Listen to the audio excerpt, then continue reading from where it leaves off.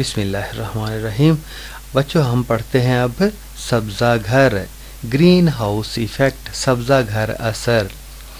تو سبزہ گھر، پود گھر یا چھورا، پنجابی چ آپ چھورا کہہ دینے ہیں، انگریزی میں گرین ہاؤس کہتے ہیں۔ تو سبزہ گھر، پود گھر یا چھورا شیشے یا شفاف مومی کاغذ کے بنے ہوئے کمرے کو کہتے ہیں جس میں پودے لگائے جاتے ہیں۔ اصل میں ہوتا کیا ہے کہ اس شیشے کے یا مومی کاغذ کے کمرے میں گرمی زیادہ پہنچانا مقصود ہوتی ہے۔ پودوں کو اگر گرمی کی زیادہ ضرورت ہو سردی کے موسم میں تو اس وقت سبزہ گھر، پود گھر یا چھورا بنایا جاتا ہے۔ ہوتا کیا ہے کہ سورج سے آنے والی شعاعیں پود گھر کے اندر داخل ہو سکتی ہیں مگر حرارت کی بڑے طول موج والی شعاعیں باہر نہیں نکل سکتی۔ کہنے کا مطلب یہ ہے کہ سورج کی شعاعیں اس کمرے میں داخل تو ہو سکتی ہیں لیکن باہر نہیں نکل سکتی۔ ان کی گرمی اندر جو پودے جذب کر لیتے ہیں، جس کی وجہ سے پود گھر کے اندر درجہ حرارت بڑھ جاتا ہے۔ اسے سبزہ گھر اثر کہتے ہیں۔ سبزہ گھر یا پود گھر مختلف ڈیزائنوں اور مختلف شکلوں کے بنائے جاتے ہیں، کچھ سامنے آپ کو نظر آ رہے ہیں۔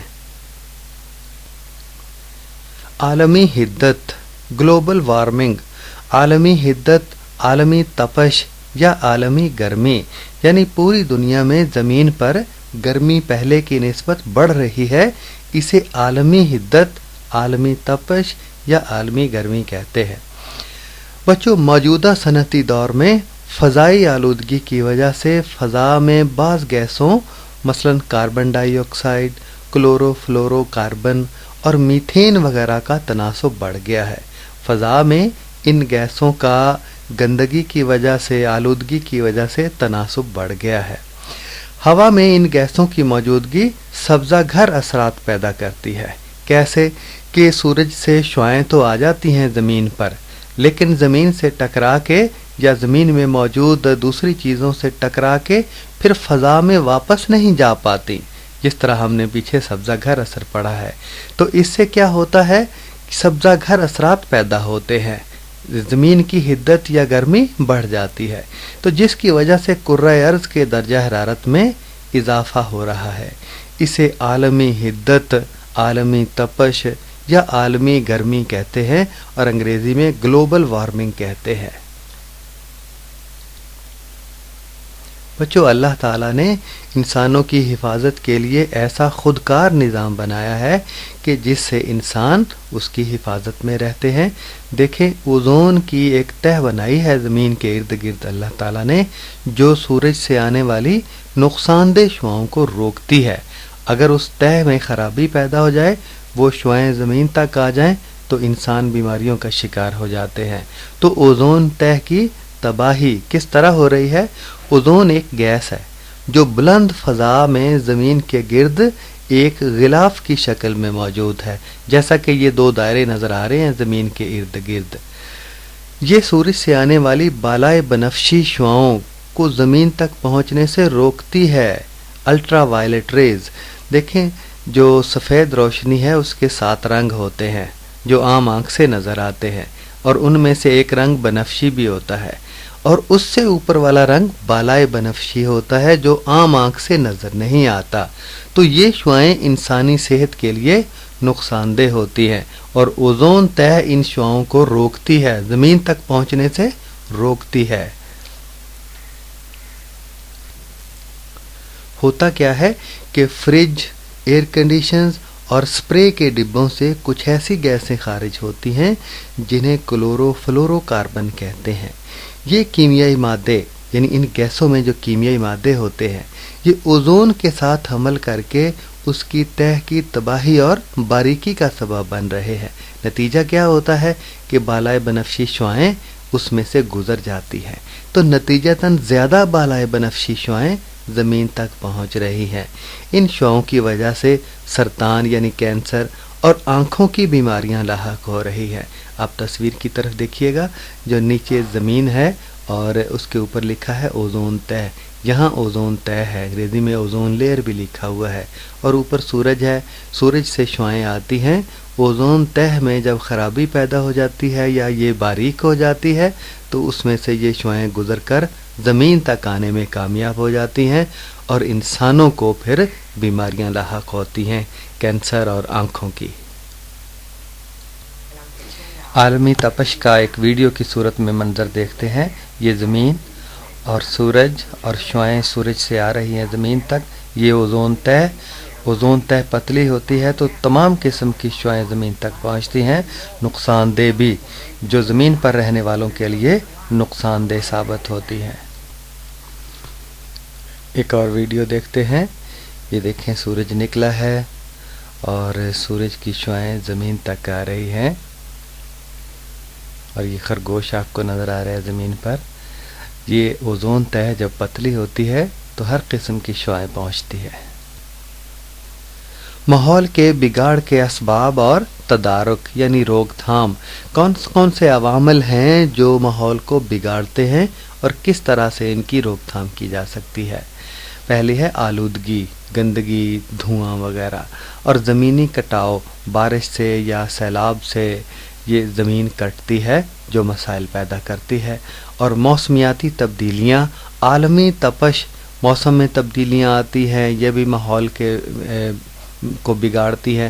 جیسے بعض اوقات ایسا ہوا ہے کہ ایک مہینہ، دو مہینے سورج ہی نظر نہیں آیا، جس سے پودوں کو، انسانوں کو جو دھوپ کی اور تپش کی ضرورت ہوتی ہے وہ پوری نہیں ہو پاتی تو وہ بیمار ہو جاتے ہیں، فصلیں بھی بیمار ہو جاتی ہیں۔ تو عالمی یہ موسمیاتی تبدیلیاں ہیں، عالمی تپش، گلوبل وارمنگ یا عالمی حدت یا عالمی گرمی، جیسا کہ ہم پیچھے پڑھ آئے ہیں، اور اس سے اوزون کی تہ کی تباہی ہوتی ہے اور سبزہ گھر اثر کی وجہ سے زمین میں جو جاندار ہیں ان میں بیماریاں پیدا ہوتی ہیں۔ تو یہ ماحولیاتی بگاڑ کی مختلف شکلیں ہیں۔ ماحول کے بگاڑ کے متعدد اسباب ہیں جن میں سے چند درج ذیل ہے۔ پہلا، گاڑیوں اور کارخانوں کا دھواں، ہم پڑھ آئے ہیں، اور دوسرا گھریلو فضلات، گھریلو کوڑا کرکٹ اور گندگی، اور فیکٹریوں کے فاضل مواد کو بغیر کارآمد بنائے ندی نالوں میں پھینک دینا۔ ترقی یافتہ ملکوں میں تو ایسا ہوتا ہے کہ یہ جو کچرا ہوتا ہے فیکٹریوں کا، گھریلو فضلات، ان کو دوبارہ استعمال کیا جاتا ہے اور قابل استعمال بنایا جاتا ہے۔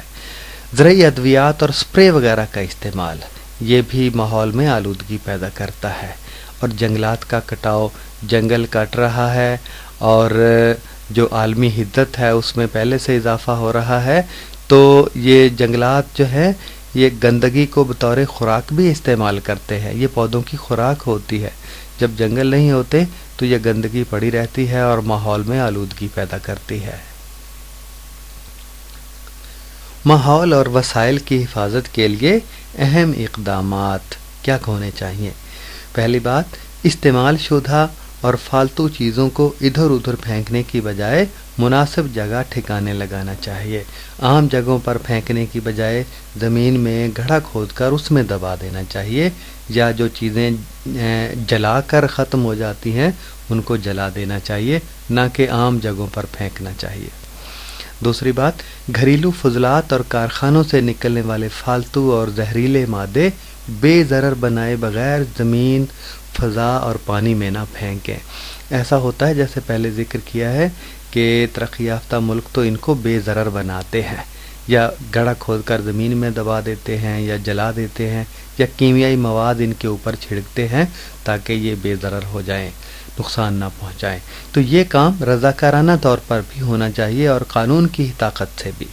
یہ لوگوں میں بھی اتنی بیداری پیدا کرنی چاہیے کہ وہ کوڑا کرکٹ عام جگہوں پر نہ پھینکیں، گندگی نہ پھیلائیں، اور قانون کی بھی طاقت سے یہ کام ہونا چاہیے۔ اور اس کے بعد گاڑیوں اور کارخانوں میں ایسا ایندھن استعمال کریں جو کم سے کم آلودگی پیدا کرے، مثلا گندھک سے پاک ایندھن اور لیڈ سے پاک پٹرول، لیڈ جست کو کہتے ہیں، اور پٹرول میں جو ملاوٹیں ہوتی ہیں وہ دراصل زیادہ دھواں پیدا کرنے کا سبب بنتی ہیں، جس سے ماحول میں آلودگی ہوتی ہے۔ تو یہ قانون کی حفاظت سے یہ کام ہونا چاہیے کہ ملک کے اندر جو پیٹرول اور اس طرح کا ایندھن مہیا ہوتا ہے وہ بالکل خالص ہو۔ مزید اقدامات ہیں ماحول کو بہتر بنانے کے لیے۔ وسائل کو محفوظ کریں، جب ضرورت نہ ہو تو بجلی کی بتیاں، پنکھے اور پانی کی ٹونٹیاں بند رکھیں۔ اور اس سے اگلی بات، پلاسٹک، شیشے اور کاغذ جیسے مواد کو بازیافت کریں، ری سائیکل کریں۔ بازیافت کرنے کا مطلب یہ ہے کہ دوبارہ قابل استعمال بنائیں، نہ کہ ان کو ضائع کر دیں۔ اور اس سے اگلی بات، ذاتی گاڑیوں کی بجائے عوامی سفری سہولیات استعمال کریں، جس سے پیٹرول کی کم کھپت ہوگی، کم خرچ ہوگا۔ اور زیادہ سے زیادہ درخت لگائیں اور ان کی حفاظت کریں۔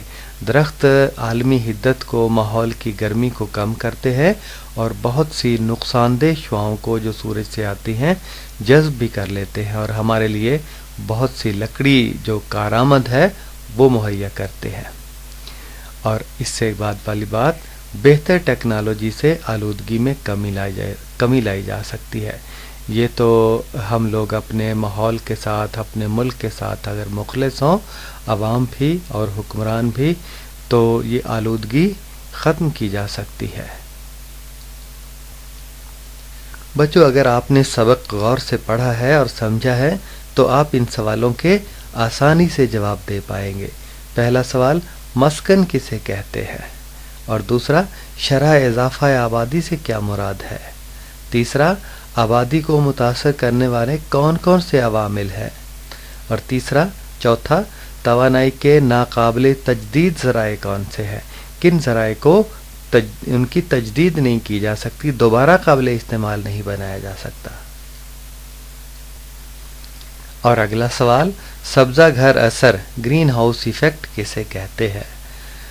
اور اس کے بعد والا، عالمی تپش، گلوبل وارمنگ سے کیا مراد ہے، یا عالمی حدت، عالمی گرمی؟ اوزون تہہ کیوں تباہ ہوتی ہے اور اس کے تباہ ہونے سے ہمیں کیا نقصان ہوتا ہے زمین پر بسنے والوں کو؟